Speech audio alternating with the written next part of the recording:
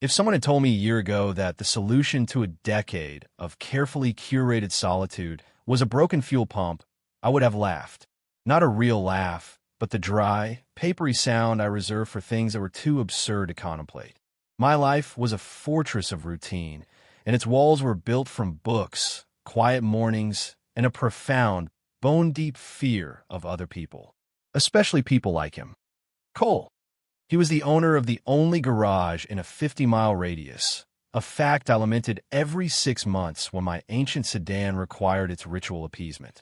The garage smelled of gasoline and burnt coffee, a scent that clung to him like a second skin. He was a man made of solid lines and sharp angles, with hands permanently stained at the knuckles and forearms laced with a roadmap of old scars and new grease. He moved with a kind of brutal efficiency, his presence filling the cavernous space, making me feel like a ghost haunting the edges of his world. I always felt like I was failing some unspoken test when I was there. I would try to explain the car's latest ailment, a stutter, a whine, a mysterious clanking from somewhere deep in its metallic guts, and the words would turn to ash in my mouth. I knew nothing of these things, of pistons and gaskets and alternators. My world was abstract, made of language and theory. His was tangible, physical, and honest in a way that terrified me. He would listen with an unnerving stillness, his dark eyes fixed on me, his expression unreadable. It wasn't hostility, not exactly. It was a kind of profound, almost geological patience, as if he were waiting for a mountain to erode. I always read it as disdain, the quiet contempt of a practical man for a man who couldn't even diagnose a faulty spark plug. So I would trail off, gesture vaguely toward the hood of my car, and fall silent, a supplicant before a gruff, oil-stained god. Our interactions were transactions, minimalist scripts. "It's making a noise," I'd say. "What kind of noise?" he'd ask, his voice a low rumble that seemed to vibrate in the concrete floor. A sad one, a flicker of something, annoyance, amusement, would cross his face before being suppressed. He'd just nod, take my keys, and turn his back on me, dismissing me from his world of functional, beautiful machinery. The distance between us was more than the greasy counter I leaned on. It was a chasm, a canyon carved by our differences. He was competence. I was helplessness. He was silence. I was a nervous internal chatter. He was a solid physical fact. I was a question mark. And for the longest time, that was all he was to me. A necessary inconvenience, a symbol of my own inadequacy, a man I observed from the safety of my perceived invisibility, cataloging the way sunlight caught the silver threads in his dark hair, the tension in his jaw when he worked on a particularly stubborn bolt, the surprising grace in his large, calloused hands. He was a character in a story I was too afraid to write, let alone live. My routine was my armor. Wake at 6, coffee, write for 4 hours, a silent lunch, read, another 2 hours of editing, a walk as the sun went down, dinner for 1. The days bled into one another, identical and safe. My car was the only variable, the only potential disruption. It was my link to the world, the grocery store, the post office, the library, but it was also a constant low-grade source of anxiety. It was old, unreliable, and I knew, with a certainty that lived in my gut, that one day it would fail me in a way I couldn't ignore. That day came on a Tuesday in October. The sky had been a bruised purple all afternoon, the air thick with the promise of a storm. I'd driven out to a state park, chasing a rare bout of inspiration, hoping the sight of something other than my own four walls would shake a few new sentences loose. It hadn't worked. The words remained stubbornly locked away, and I was left with a familiar sense of failure and the damp chill of impending rain. I was on a back road, a ribbon of cracked asphalt winding through dense forest when it happened. The car didn't die with a dramatic lurch. It was a quiet, pathetic surrender, a cough, a sputter, and then a profound, mechanical silence. The engine cut out, the power steering vanished, and I coasted to a stop on the gravel shoulder, the only sounds the ticking of the cooling engine and the rising wind in the trees. Panic, cold and sharp, pierced the comfortable numbness of my solitude. I was miles from anywhere. The sun had already set, swallowed by the storm clouds. The first drops of rain, fat and heavy, began to splatter against the windshield. I tried the ignition again. Nothing. Not even a click. Just dead silence. My heart became a frantic bird beating against the cage of my ribs. My phone had one bar of service, a flickering, unreliable ghost of a connection. There was only one number I could call. The garage. The emergency line listed on the faded business card I kept tucked in my wallet. I stared at it, at his name, Cole's Automotive, and a wave of dread washed over me that had nothing to do with the storm. I would have to call him. I would have to explain my foolishness, my helplessness. I dialed, my thumb trembling slightly. It rang 4 times, each one stretching into an eternity. I was about to hang up, to resign myself to a night spent in a cold, dead car when the call connected. Yeah, the voice was his. That same low rumble, but roughened by static and exhaustion. Cole? It's Leo. I hated the way my own name sounded, thin and uncertain. My car broke down. A pause. I could hear the wind howling on his end, too. Where are you? I tried to explain, my description of my location becoming a jumble of forgotten turns and indistinct landmarks. The old county road, past the abandoned mill. About 5 miles past it, another silence, longer this time. I imagined him sighing, rubbing a hand over his tired face. I was an idiot who had gotten himself stranded. An interruption to his evening. Stay in the car. Lock the doors. I'll be there in 30-inch.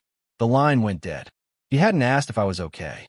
He hadn't offered a word of reassurance. It was a statement of fact, a command. I will solve your problem. And despite my humiliation, a sliver of relief, sharp and bright, cut through the panic. Help was coming. He was coming. The half-hour felt like a lifetime. The rain came down in sheets, a relentless drumming on the car's roof. The wind rocked the frame. The world outside my windows dissolved into a churning, watery blackness, punctuated by flickers of distant lightning. I was sealed in a bubble of my own anxiety, replaying our brief conversation, cringing in my own incompetence. Then, through the deluge, I saw them. Twin beams of light, cutting through the darkness, growing steadily brighter. The familiar shape of his tow truck materialized out of the rain, its amber emergency lights painting the wet trees in strobing bursts of orange. He pulled up behind me, and for a moment, we were just 2 vehicles idling in the storm. I watched in the rearview mirror as he got out. He moved with that same economy of motion, seemingly impervious to the driving rain. He wore a heavy canvas jacket, the hood pulled up, but it did little to stop the water from plastering his hair to his forehead. He walked to my window and tapped on the glass. I rolled it down a few inches, and the storm rushed in. The sound, the smell of wet earth, the cold spray. His face was slick with rain, his expression grim. Pop the hood. I did. He spent a few minutes under the hood, his flashlight beam cutting a swath through the darkness of the engine bay. I couldn't see what he was doing, only the tense set of his shoulders. Finally, he slammed the hood shut, the sound of flat clap against the roar of the storm. He came back to my window. It's the fuel pump. It's dead. He didn't say it with any satisfaction, just a weary finality. I'll have to tow it. Okay, I said, my voice barely a whisper. Road back to town is probably flooded out by now, he said, shouting to be heard over a sudden gust of wind. My place is closer. We can wait out the storm there. It wasn't a question. It was a decision he had already made. My mind reeled. His place? The idea was so foreign, so far outside the carefully defined parameters of our relationship that I couldn't process it. My fortress was about to be breached. Get in the truck, he ordered, already turning away. I gathered my bag, locked my poor, dead car, and ran through the deluge to the passenger side of the tow truck. The cab was warm and smelled of him. That mix of oil, coffee, and something else, something clean and masculine like soap and damp wool. The dissonance was jarring. This was his space, private, and I was in it. The drive was short and tense. The windshield wipers beat a frantic rhythm, struggling to keep up with the rain. Neither of us spoke.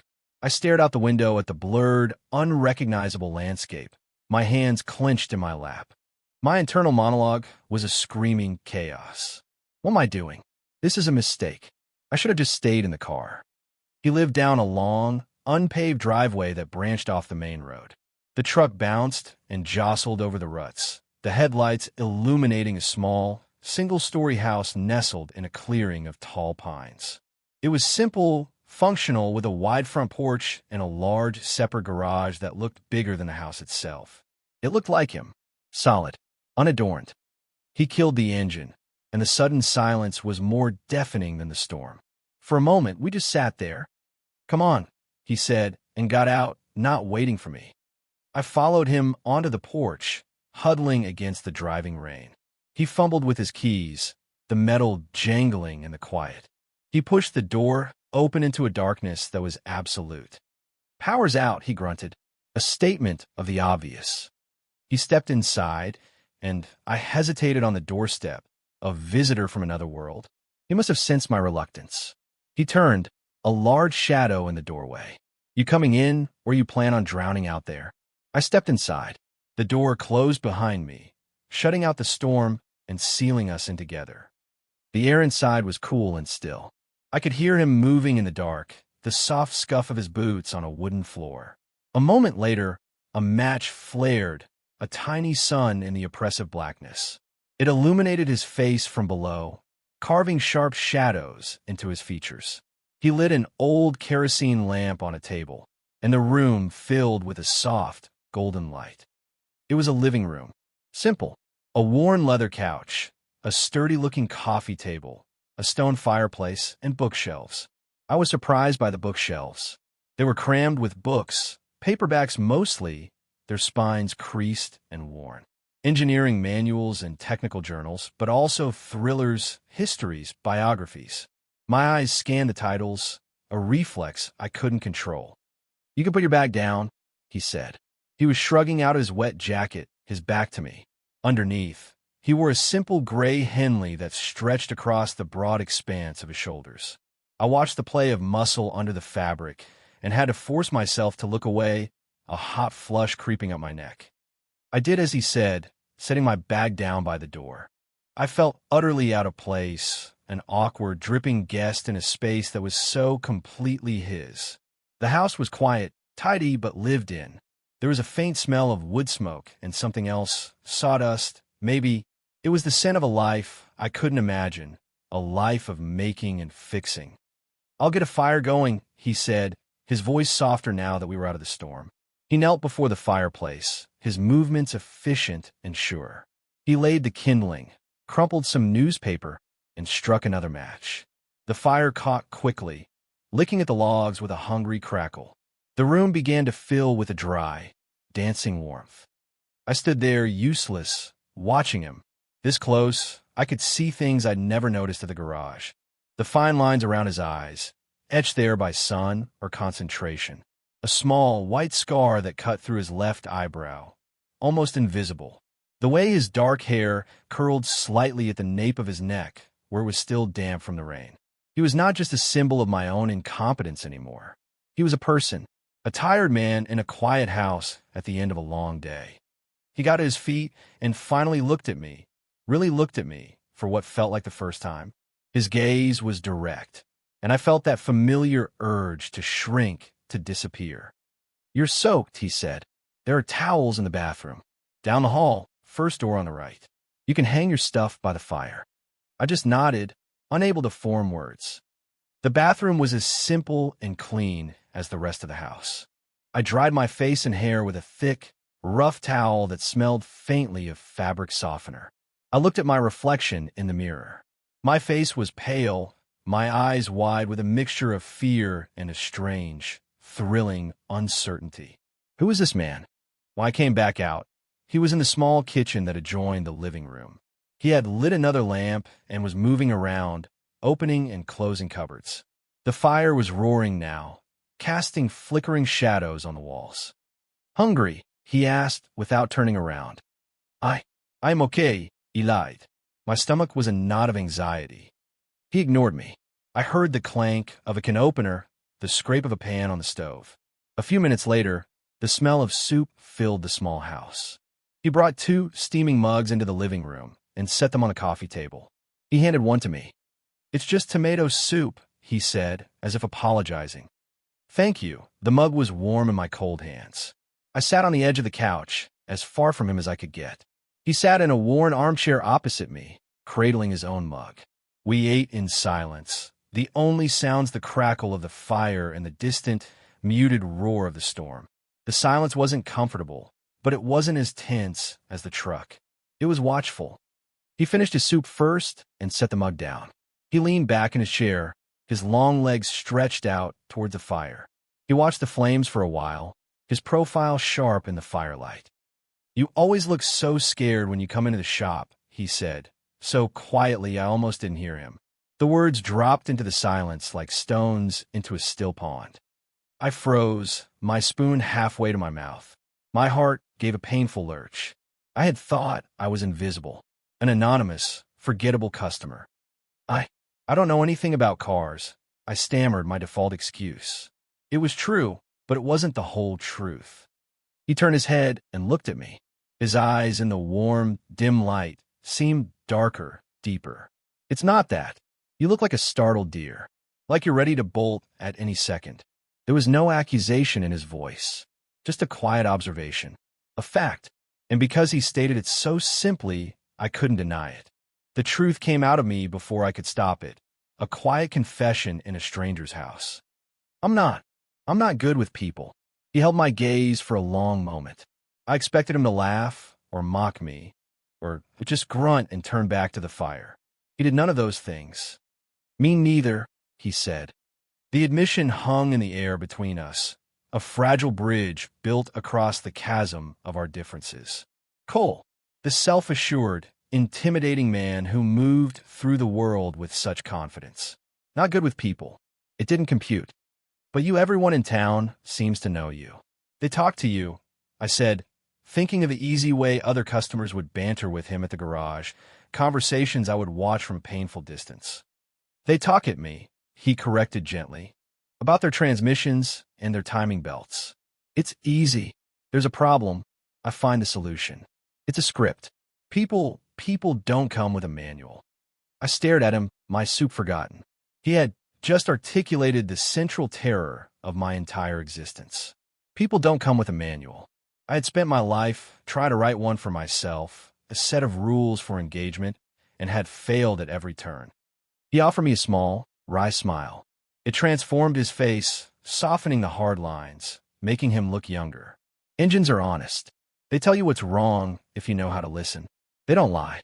They don't expect you to guess what they're thinking."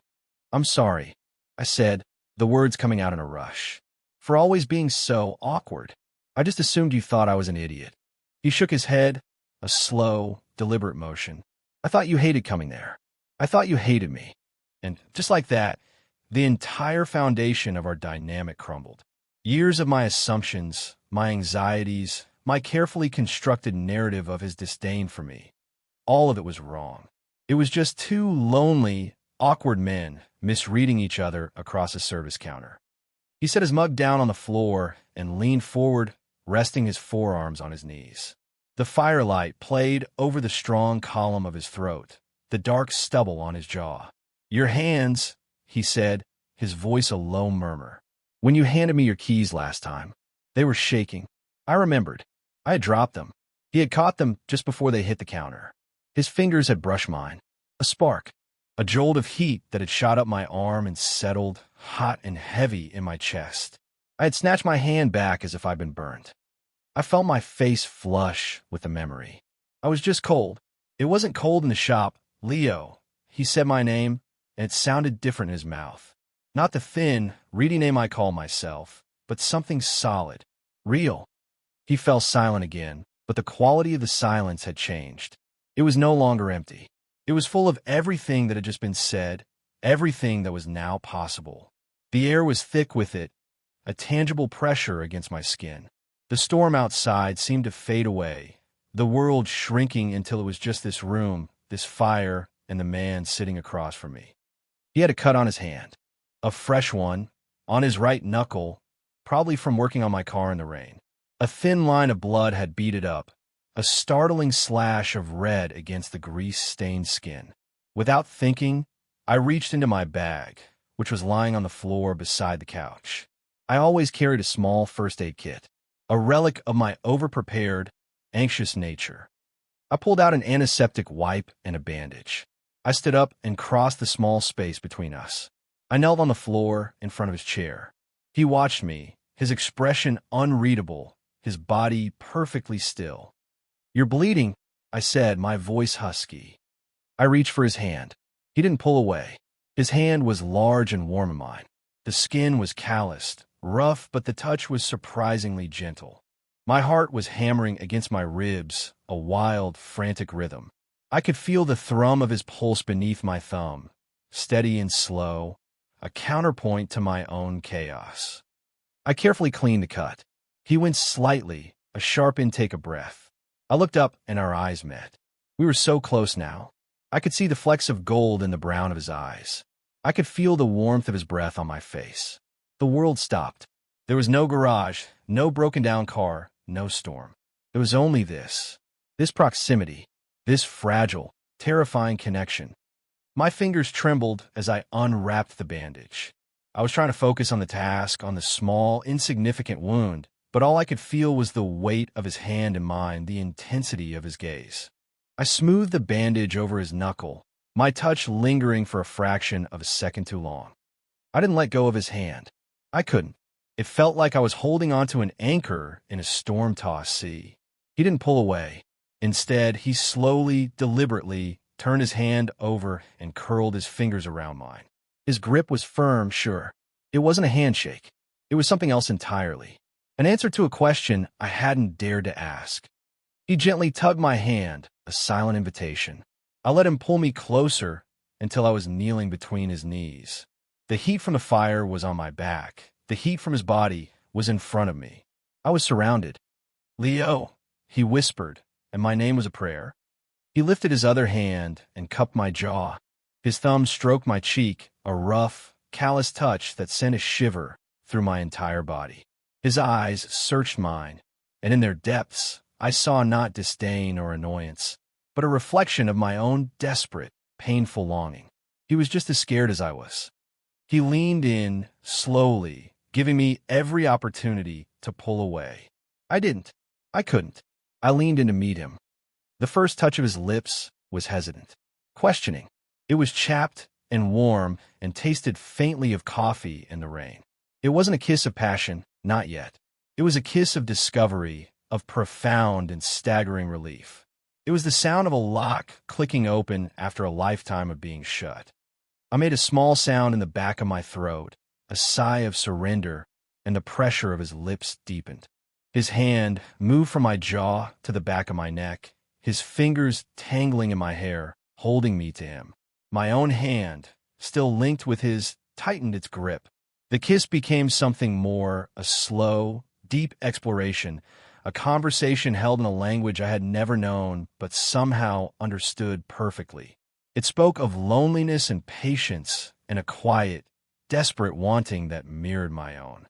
When we finally broke apart, we were both breathless. He rested his forehead against mine. I closed my eyes, trying to commit every sensation to memory. The rough texture of his stubble against my skin, the scent of wood smoke on his clothes, the solid, reassuring weight of his hands on me. I thought I was imagining it. He murmured, his voice thick. "The way you looked at me sometimes, when you thought I wasn't paying attention. I thought I was invisible." I confessed, my voice a whisper. "You were never invisible," he said. "You were the brightest thing in the room." He kissed me again, and this time there was no hesitation.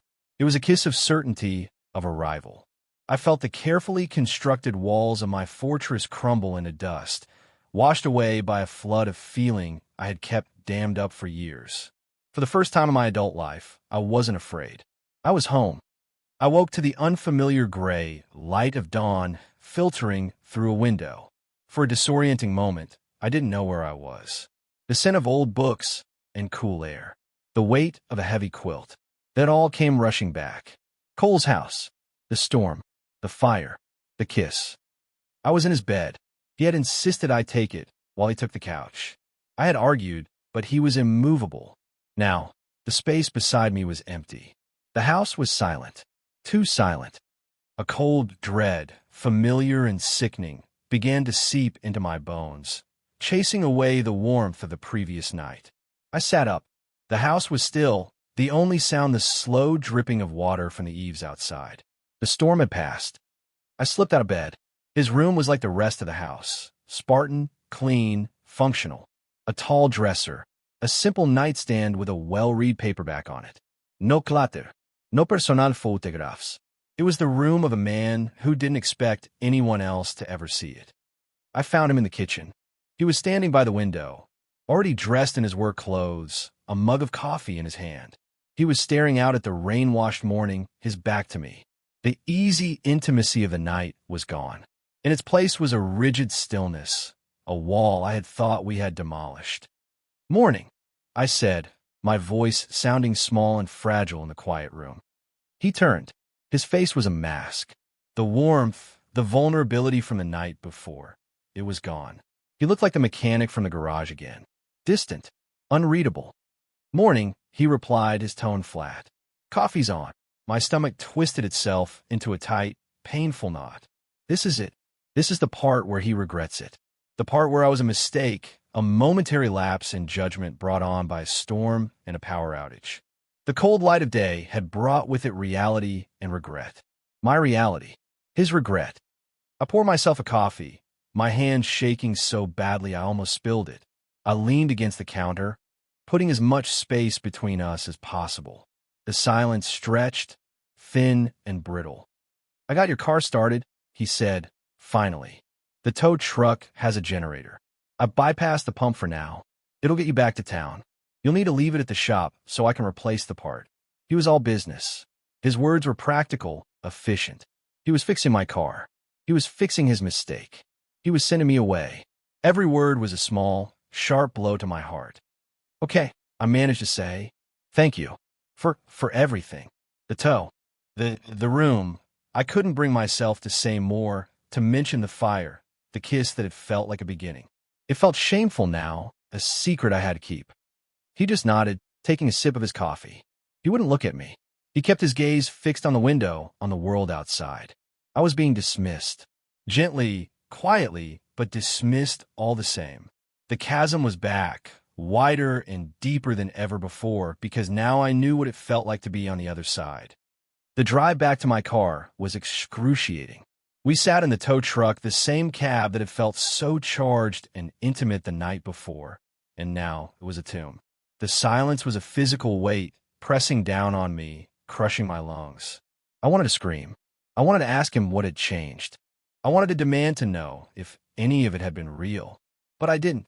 The old fear, the old certainty of my own unworthiness had returned with a vengeance.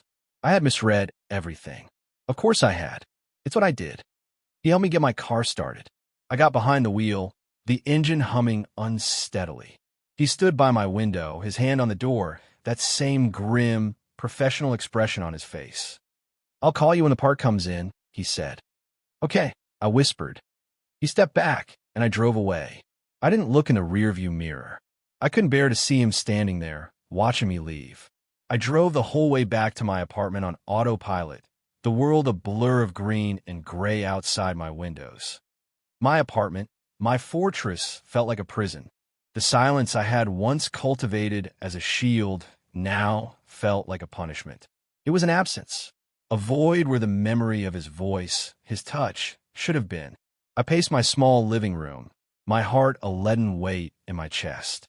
I had been given a glimpse of something extraordinary, a connection I had never believed was possible for me, and then it had been snatched away. One day passed, then two, then a week. The silence from his end was absolute. No call about the part, no text, nothing. Each passing day was another confirmation of my fears. It was a mistake. He wanted to forget it ever happened. He was hoping I would do the same, that I would just disappear, another awkward customer he wouldn't have to deal with anymore. The solitude I had once found comforting was now tainted. Every quiet moment was filled with the memory of his voice. Every book I picked up reminded me of his crowded shelves. I would close my eyes and feel the phantom sensation of his lips on mine, the rough, warm texture of his hand holding mine. The memory was a torment. I replayed that night over and over in my head, searching for the moment I had gotten it wrong. Had I been too eager? Had I imagined the longing in his eyes? Had the confession of his own awkwardness just been a moment of pity for the stranded, pathetic man in his living room? My mind was a relentless torture chamber, providing 1,000 different reasons for his silence, each one more painful than the last. I had been a fool to believe, even for a few hours, that someone like him could ever want someone like me. By the 8th day, I had sunk into a deep, listless misery. I had decided to find another garage, even if it meant driving 100 miles. I couldn't face him again. The humiliation would be too much to bear. I would sell the car, buy a bicycle, never leave my apartment again. My thoughts were spiraling, growing more dramatic and catastrophic with each passing hour. And then there was a knock on my door. It was so unexpected that I froze. No one ever knocked on my door. My mail was delivered to a box downstairs. Packages were left in the lobby. I had no friends who would drop by unannounced. For a wild moment, I thought it was the landlord. I opened the door, and my heart stopped. It was Cole. He was standing in my hallway, looking as out of place as I had felt in his house. He wasn't wearing his greasy work clothes. He was in a clean pair of jeans and a dark green sweater. He looked tired. More than tired. He looked wrecked. There were dark circles under his eyes, and his jaw was tight with a tension that seemed to radiate from him. He was holding a small, greasy-looking cardboard box. "Hi," he said. His voice was rough. I just stared at him, my throat too tight to speak. My mind was blank, a white screen of shock. "Can I?" He gestured vaguely inside my apartment. I stepped back, and he came in. He stood in the middle of my living room, dwarfing the space, looking around at my world of books and papers.